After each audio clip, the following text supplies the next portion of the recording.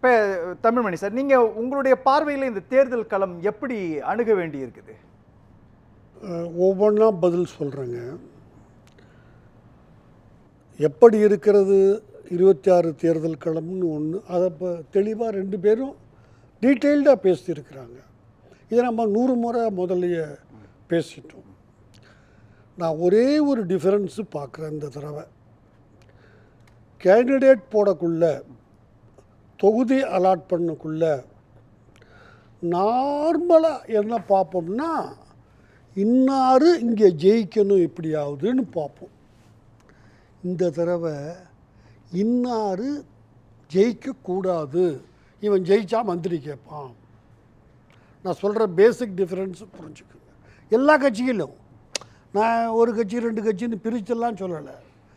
இப்போ போடுகிற போதே இவன் 3வது தடவை நிற்கிறான், மந்திரி கேட்பான். இதுதான், இந்த டிஃப்ரென்ஸ் தான் நான் பார்க்குறேன். இப்போ இந்த டிஃப்ரெண்ட்டு திமுகவுக்கு மட்டுமா, அதிமுக? எல்லா கட்சியும் நான் சொல்லிட்டேனே, இந்த கேள்வி கேட்கக்கூடாதுன்னு நான் சொன்னேன்னா. எல்லா கட்சியிலும் இப்போது முதல் முறையாக இவன் ஜெயிச்சா நமக்கு பிரச்சனை உண்டாக்குவான் தலைமைக்கு, அதனால் இவனை அந்த தொழிலை போடாத, ஒன்று சீட்டே கொடுக்காத, இல்லை தள்ளி கொண்டு போய் போட்டுறீங்க. இதுதான் சார் நான் பார்க்குறேன். புரியுது சார் எனக்கு. நீங்கள் உங்கள் சீனியாரிட்டி அடிப்படையில் நீங்கள் ஒரு விஷயத்தை மதிப்பிடுறீங்க, களத்தினுடைய தன்மையை புரிஞ்சுட்டு பேசுகிறீங்க. ஆனால் இங்கே முதல்ல வெற்றி பெறுவது தானே இலக்கு. வெற்றி பெறணும்ல. வெற்றி பெற்றதுக்கு பிறகு யார் அமைச்சர் ஆகுவாங்கன்றது எல்லா கட்சிகளும் முடிவு பண்ணிக்கிட்டோம். வெற்றி பெறுவதற்கான இலக்கை நோக்கி தானே பயணிக்கிறாங்க. இல்லை சார், நான் தொடர்ந்து சொல்லிக்கிட்டு இருக்கிறேன். இது யார் யார் மந்திரி ஆகணும்னு ஆசைப்படுறாங்களோ, நான் 4 நாளைக்கு முந்தி சொன்னேன், உங்ககிட்ட முந்தி சொல்லியிருக்கிறேன். நான் 8 மாதமாக இந்த பேர்களை சொல்கிறேன். நான் அப்படி ஒரு ஆசை, நான் தப்பு இல்லை அரசியலில். நான் அடுத்ததுக்கு போக்குள்ள உங்களுக்கு இது தெரியும். சொல்லுங்கள். இந்த ராணிப்பேட்டை கேட்டிருக்கீங்க. தந்தை மகன், ஒரு மரியாதையாக வளர்க்கப்பட்ட மகன் என்ன சொல்லிட்டான்? அப்பா கொடுத்துட்றேன். ஸ்டாலின், நீங்கள் உங்கள் பிள்ளையை கொண்டாடணுங்கிறதுக்காக வாரிசு அரசியலுக்கு ஏன் குடும்பத்தை கெடுக்காதீங்க. நான் சீட்டு கேட்டேன்னா, நீங்கள் அப்பனுக்கு பதிலாக புள்ள யார்? ஸ்டாலினுக்கு பதிலாக உதயநிதி. இதுக்கு இப்படி ஒரு 10 இடத்துல போட்டு வச்சா நீங்கள் சொல்லலாம், அங்கே பார், இங்கே பார், ஆப்பிரிக்காவை பார், அப்பனும் இல்லையா, மகன் இல்லையா. ஒரு தடவை கலைஞர் சொன்னார், உங்களுக்கு எல்லாம் தெரியும், ஒரு குடும்பத்தில் 2 சீட்டு கிடையாதுயா. வீரபாண்டி ஆறுமுகம் கேட்டார், தலைவரை அப்போ இந்த தடவை நம்ம தம்பி ஸ்டாலினுக்கு சீட்டு இல்லையா? அதோட விட்டுட்டார். கலைஞர் பேசலை, நின்றுங்கப்பா. இப்போ அவங்களுடைய அசஸ்மெண்ட்டே, இவன் ஜெயிச்சா மினிஸ்டர் கேட்பான், இவனுக்கு இவன் மட்டும் இல்லை, இவன் கூட 4 எம்எல்ஏ கூட இருக்கான், ஜாதி அடிப்படையிலோ கட்சி காசு அதெல்லாம் உள்ளே போகலை. எனவே இவனுக்கு சீட்டு தவிர்க்க முடியாமல் கொடுத்தாலும் ஜெயிக்கிற சீட் கொடுக்காது. நான் எல்லா கட்சியும் சொல்கிறேன், தயவு செஞ்சு புரிஞ்சுக்குங்க. நீங்கள் இதுதான் தேர்தல் களத்தில் நான் பார்க்குற வித்தியாசம். சரி, இப்போ இதில் அதிகமாக அடிபடுறது திமுகன்ற இடத்தை நோக்கி நகர்த்தலாமா? நான் அப்படி சொல்ல விரும்பலை சார். ஏன்னு கேட்டிங்கன்னா, அவங்க ஜெயிக்கக்கூடிய வாய்ப்பு இருக்குன்னு அவங்க நம்புறதுனால இது நீங்கள் சொல்கிறது ஓரளவுக்கு உண்மை. 230 ஜெயிப்போம், 200 ஜெயிப்போன்னு அவங்க தான் சொல்கிறேன். அதனால் இந்த தந்தை அது சொல்லிட்டேன், இப்போ நான் நல்ல முறையில் வளர்க்கப்பட்டவன், எங்கள் அப்பனை ரீப்ளேஸ் பண்ணிட்டு எதுக்கு எனக்கு கொடுக்குற? வேண்டாம். It is an insult to DMK chief minister and Stalin. ஏன்னா சொல்லிட்டேன், வேணாம், எங்கள் அப்பனுக்கு கொடு. புரியுதா உங்களுக்கு? ஏன் அங்கே அவாய்ட் பண்ணாங்க? அப்போ வந்தால் மந்திரி கேட்பான். சார் தயவு செஞ்சு நான் சொல்கிற பாயிண்ட்டை புரிஞ்சுக்குங்க. இதையும் அதையும் நான் ஒன்றா கொண்டு வர்றேன். முதல்ல எக்ஸ்பிளைன் பண்ண ஸ்டேட்டு பூரா அவங்க பண்ணியிருக்காங்க. 1 இதுவும் அதுதான். 2 3 பிள்ளையை கொண்டாந்தா நமக்கு ஈஸியாக இருக்கும். தயவு செஞ்சு இது அரசியலில் தவறு இல்லைண்ணா, யாரையுமே சொல்லலை. அரசியலில் வெற்றி பெறுவது என்பது மட்டும்தான் ஒரே கொள்கை எல்லா கட்சிக்கும். ஏதோ திமுக அண்ணா திமுக பிரித்து பேசலை. இது இப்போ இதை ரெண்டை முடிச்சிட்டேன். உங்கள் தலைப்பில் இன்னொன்றுக்கு போகிறேன். வேலூரில் எதுக்குறாங்க? எஸ்ஆர் ராஜா கூட தான் போட்டது தப்பு. தாம்பரம் அவர் ஒரு சீனியர் மேன், சில வசதி வாய்ப்புகள் அவருக்கு இருக்குது. அதுவும் ஏன் அவன் மந்திரி கேட்டக்கூடாது? நீங்கள் ஒரு தொடர்ந்து ஒருத்தருக்கு கொடுத்தோம்னா அவன் எனக்கு என்ன மந்திரியாகும்பு சொல்லுவான். இல்லை சார், எனக்கு புரிஞ்சுக்க முடியுது. இந்த பிரச்சனை திமுக அணியில் மட்டும் இல்லைல்ல, அதிமுகவில் இருக்குல்ல. இப்போ சாத்தூரில் போட்டிட்டு வெற்றி பெறணும்னு சொல்லப்படுற ராஜவர்மனை தங்கம் தென்னரசுக்கு எதிரான தொகுதிக்குள்ளே இறக்குறாங்க அப்படின்றப்ப அவரே ஓப்பனாக சொல்கிறாரு, நான் கேட்கவே கிடையாது, ராஜேந்திர பாலாஜிக்காக என்னை தூக்கி திருச்சுழியில் போடுறாங்க அப்படின்ற ஒரு வாதத்தை வைக்கிறார்ல. சரி, இது எல்லா கட்சியிலையும் எல்லா காலகட்டங்கள்லேயும் உண்டு. தொகுதியை மாற்றி கொடுக்கறதுங்கிறது இப்போ நீங்கள் சொன்னது நடந்திருக்கு சார், எல்லா காலகட்டங்கள்லேயும் உண்டு. நிலவரம்ங்கிறது என்ன சார்? இந்திரா காந்தி தோற்ற பிறகு, அண்ணா சொந்த ஊரில் தோற்ற பிறகு, சிட்டிங் எம்எல்ஏ நீங்கள் புரிஞ்சுக்குங்க, 57 ஜெயிச்ச அண்ணா 62 தோக்குறாரு. விருதுப்பட்டி சத்திரம்னு பேர் அந்த ஊருக்கு, அதை விருது நகராக மாற்றினவர் காமராஜ். அதே ஊரில் தோக்குறாரு. அரசியல் யார் வேணாலும் தோக்கலான்னு ஜெயிக்கலாம். இது நான் 4 நாளைக்கு முந்தி பேசின அடுத்த டாப்பிக்கு வந்துடுறேன். படம் திருமாவளவன் அழுத்தம் திருத்தமாக நீங்கள் இல்லை, இன்னொரு சகோதரர் இருந்தார், சகோதரர் கோபால், திருத்தமாக சொன்னா அவர் மந்திரி ஆகணும்னு ஆசைப்படுறாரு. 3 வருடமும் 2 மாதமும் பாக்கி இருக்கு. 24 ஜூன் தான். இப்போ ஒரு பொய் கணக்கு சொல்கிறாரு. ரிசல்ட்டு போன தடவை.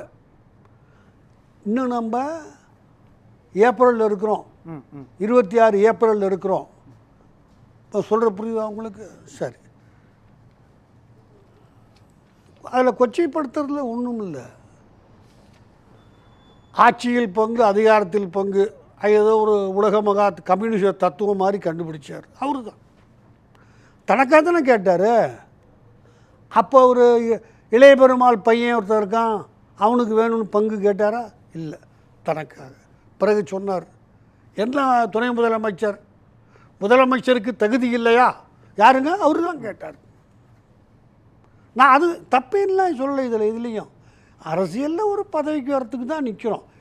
இது இபிஎஸ்க்கு பொருந்தும், ஓபிஎஸ்க்கு பொருந்தும், ஓபிஎஸ் மகனுக்கு பொருந்தும், எல்லாரும். நான் இந்த இடத்துல தான் இப்போ திருமாவளவன் திமுகவுடைய நெருக்கடியால் தான் தடுமாறுறாரா அப்படின்ற ஒரு கேள்வி. ஆளூர் ஷானவாஸுக்கு திமுக சீட்டு கொடுக்கணும்னு சொன்னாங்கன்றாங்க. இன்னொரு விஷயம், காட்டுமன்னார் கோயிலில் போட்டியிடுவதன் மூலமாக துணை முதலமைச்சருக்கு நாய் நகர்த்துறாரு அப்படின்ற அழுத்தம் வந்தது. சார், இப்போ இதில் ஆளூர் நான் என்ன சொன்னேன் முதல்ல, உங்களுக்கு சீட்டு கொடுக்கும்போது இவர் கொடுத்தா நமக்கு சிக்கல் உண்டாகும், மந்திரி கேட்பான், நான் அவாய்ட் பண்ணுறாங்கன்னு நான் பதில் சொல்லிட்டேன். இண்டிவிஜுவல் நேம் நிச்சய வரைக்கும் நான் வேறு ஒன்றும் காரணம் இல்லை. நான் அது சொல்கிறேன், அது ஷானவாஸுக்கு மட்டும் அல்ல, நீங்கள் புரிஞ்சுக்கணும். அதில் அவர் ப்ரோ டிஎம்கேன்னு சொல்கிறாங்க, எனக்கு தெரியாது. நான் ஒன்றா அதை மாதிரி இல்லைங்க சார், எனக்கு புரியுது. இப்போ இங்கே என்ன நிலைப்பாடுனா, திருமாவளவனுடைய இந்த நிலைப்பாடு இருக்கு இல்லையா, கொஞ்சம் கடுமையாக மாறுது. கொஞ்சம் விட்டுருங்க, விளக்கமாக நான் சொல்கிறேன் உங்களுக்கு, கொஞ்சம் விடுங்க. நான் தான் இங்கே சொன்னோம் உட்காந்து சொல்லுங்கள் சார். 4 நாளைக்கு முதல்ல கொச்சைப்படுத்துகிறார்கள். நீ மந்திரி ஆகணும்னு நீ தான் கேட்ட, மந்திரியாக நிற்கேன்னு சொன்னால் அதை எப்படி கொச்சைப்படுத்துறது? சத்தியமாக எனக்கு புரியல.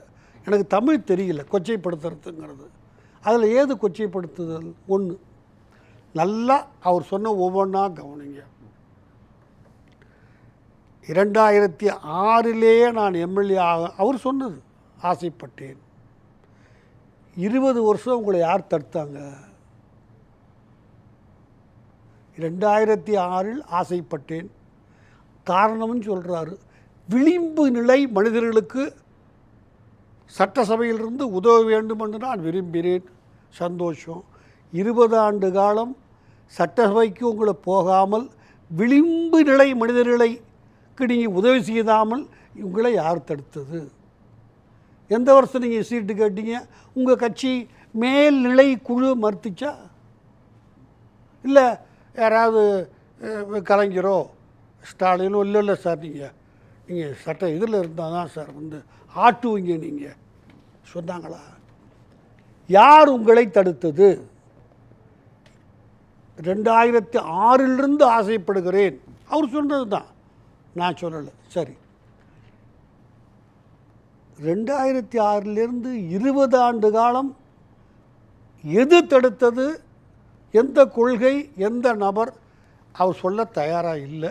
இருந்தால் அதையும் இல்லை சார். எனக்கு என்னன்னா, இப்போ இங்கே நடக்கக்கூடிய விஷயங்கள், நீங்கள் சொல்லக்கூடிய இந்த நிலைப்பாடு எல்லாமே தேர்தலினுடைய வெற்றிக்குள்ளே எப்படி தீர்மானிக்கக்கூடிய ஒன்றா மாறும்? எது திருமாவளவனுடைய இந்த நிலைப்பாடை பற்றி நீங்கள் விமர்சிக்கிறதோ, இது எப்படி வெற்றியாக மாறும்? 234 தொகுதியிலும் ஜெயிப்போன்ற ஒரு டார்கெட்டை முதலமைச்சரே சொல்கிறார் சார். இப்போ நான் திருமாவளவனை பற்றி பேசிக்கிட்டு இருக்கிறேன். அந்த டாப்பிக்கை தாண்டிட்டேன். திருமாவளவன் சொல்கிறதெல்லாம் ஒவ்வொன்றா எக்ஸாமின் பண்ணுறேன். அவர் சொல்கிற டிஃபென்ஸ் எல்லாம் உங்களுக்கு பாராளுமன்றத்துக்கு போனால் விளிம்பு நிலை மனிதர்களுக்கு உதவி செய்ய முடியாதுன்னு எவன் சொன்னவன்? தெரிஞ்சுக்க ஆசைப்படுறேன் நான். சட்டசபையில் இருந்தால்தான் விளிம்பு நிலை மனிதர்களுக்கு உதவ முடியும். ஆல் இண்டியா லெவலில் விளிம்பு நிலை மனிதர்கள் இல்லையா? அவர் பயன்படுத்தின வார்த்தை. உங்களை யார் தடுத்தா? சரி, இது வரைக்கும் அப்போ நீங்கள் பார்லிமெண்ட்லேருந்து விளிம்பு நிலை மனிதர்களுக்கு ஒன்றுமே செய்யலை. அவர் சொல்கிறது தான் சார், நான் சொல்லலை. அதை 2006 ஆசைப்படுகிறேன், நான் பார்லிமெண்ட்லேருந்து அப்போ ஒன்றும் செய்யலை விளிம்பு நிலை மனிதர்களுக்கு. நீங்கள் என்ன செய்யணும்னு ஆசைப்பட்டீங்க, யார் உங்களை தடுத்தது? ஏன் ஒன்றும் நீங்கள் செய்ய முடியலை? அது யாருடைய தவறு? இன்னொரு கட்சி செய்த தவறா? பேசலாம். முதல் சுற்று பார்வையான ஒரு 2 இவர் அவசரத்தில் இன்னொரு கட்சியில் சீட்டு கேட்ட ஒருத்தருக்கு சீட்டும் கொடுக்குறாரு. அவர் சொல்கிறாரு, நான் பிசிகே எல்லாம் இல்லைங்க, இளையபெருமாள் பையன்னு யாரோ சகோதரர் சொன்ன. ஸோ கலைஞர் பையனுக்கு கொடுத்துருவீங்களா? பிசிகேயில் கலைஞர் செய்த தியாகத்துக்காக, இல்லை பேரறிஞர் அண்ணாவின் தியாகத்துக்காக நீங்கள் கொடுத்துருவீங்களா? சார் தயவு செஞ்சு புரிஞ்சுக்குங்க. கடந்த காலத்தில் விசிகா செஞ்சிருக்கு இல்லையா அந்த நிலைப்பாட்டை? என்னங்க? ஒரு கல்வியாளருக்கு 2016 கொடுத்தாங்க மக்கள் நல கூட்டணி சார்பாக. ஏற்கனவே நிலைப்பாடு எடுத்திருக்கிறாங்க இல்லையா? அதை அவங்க யாருன்னு தெரிஞ்சதுன்னு கொடுத்தீங்க. காங்கிரஸில் சீட்டு கேட்டவன கூப்பிட்டு வந்தா கொடுத்தாங்க, அப்படியா? சொல்லுங்க சார். காங்கிரஸ் கட்சியில் சீட்டு கேட்டது அவருக்கு எப்படி தெரியும்? விருப்பமும் அங்கே கொடுத்திருக்கிறாரு. அவர் யாரு நிறுத்தலான்னு நன்றி சார், நன்றி. இளைய பெருமாளுடைய பையன். நன்றி. அவர் யாருன்னே உங்களுக்கு தெரியலையே? எந்த கட்சிக்காரன்னு நீங்கள் ஒரு அரசியல் தலைவரா? திருமாவளவன் சீட்டு கொடுக்கறதுக்கு முந்தைய அவர் எந்த கட்சி, எது சார்புடையவர்னு கூட உங்களுக்கு தெரியலன்னா நீங்கள் ஒரு தலைவரா சார்? தனிப்பட்ட முறையில் அட்டாக் கிடையாது சார். இது ஏன் இந்த தடுமாற்றம்? யாருக்கு? திருமாவளவன். அவர் இல்லை சார் பதில் சொல்லணும் அதுக்கு. அவர் சார்பாக யார் வேணால் சொல்லட்டும். இங்கே பாருங்கள் சார், பேரறிஞர் அண்ணா, நாஞ்சில் மனோகரன், ஜெயலலிதா, இந்த 3 பேர் தான் மிக திறமையாக ஆங்கிலம் பேசி பாராளுமன்றத்தை கண்ட்ரோலில் வச்சுருந்தாங்க. அண்ணாவுடைய பேச்சு இன்னைக்கு வரைக்கும் டாப். நாஞ்சில் மனோகரன், ஜெயலலிதா, வேறு யாருக்கும் தெரியாது. அந்த அண்ணா இங்கே வந்த பிறகு நான் 2 லைன் மட்டும் சொல்லி முடிச்சிடுறேன். அவர் கேட்குறாரு, அதுவும் ஆங்கிலத்தில். கே விநாயகம்னு ஒருத்தர் காங்கிரஸ்காரர், ஆக்டிவாக இருந்தார் அவர். அதுக்கு அண்ணாவே சொன்னார், என்ன இவ்வளவு கேள்வி கேட்குற, அவர் பேர்லேயே வினா இருக்குது சார். அதுதான் புத்திசாலித்தனம், ஹேண்டில் பண்ணுறது சுச்சுவேஷன். சொல்லிட்டு அவர் சொல்கிறாரு, இது ஒரு மிகப்பெரிய பிரச்சனையாக மாறிச்சு, மக்களுக்கு தெரியணும். அண்ணா, யுவர் டேஸ் ஆர் நம்பர்டு, உங்கள் நாட்கள் எண்ணப்பட்டு விட்டன. ரொம்ப பாப்புலர் இது. அண்ணா ரொம்ப சாந்தமாக எந்திரிச்சு, கணம் உறுப்பினர் கவலைப்பட வேண்டாம், my steps R measured. Sir, நான் 7ஆம் வகுப்பு படிக்கிறப்ப கேட்ட ஆங்கில கவிதை சார் இது. இன்னைக்கு வரைக்கும் அதை அடிச்சுக்க ஆள் இல்லை. 2 பேரும். விநாயகம் கதறி கதறி கதறி அழுதார். அறம் பேசிட்டேனா, அண்ணா இறந்து போயிட்டார். இவர் டேஸ் ஆர் நம்பர்டுன்னு சொன்னேன். இந்த அர்த்தத்தில் நான் மீன் பண்ணலை. ஆனால் அண்ணா அதை சொன்ன பிறகு ரொம்ப அதான் அறம் பேசுதல். எனவே அதையும் சமாளித்து ஒரு கவிதையை போல் ஆங்கிலத்தில், நான் என்ன சொல்ல வர்றேன், பார்லிமெண்ட்டில் இருந்து பழகிட்டதுனாலேயே இங்கே ஷைன் பண்ண முடியாதுன்னு கிடையாது. முடியாது, பண்ணியிருக்கலாம். உங்களுக்கு நீங்கள் திமுக உங்களை மிரட்டிடுச்சு, அதை வேறு வழி அதனால தான் இவ்வளவு தடுமாற்றம். பேசலாம். முதல் சுற்று பார்வை வச்சுக்கிறேன் சார். இவ்வளவுக்கும் நான் முதல்ல சொன்னது தான் காரணம். இன்னார் வரணும்னு கேண்டிடேட் போட்ட காலம் போய் இன்னார் வந்துடக்கூடாதுன்னு கேண்டிடேட் போடுறாங்க, பிரச்சாரம் பண்ணுறாங்க எல்லா கட்சிக்கும். அதுதான் அடிப்படை காரணம். நன்றி.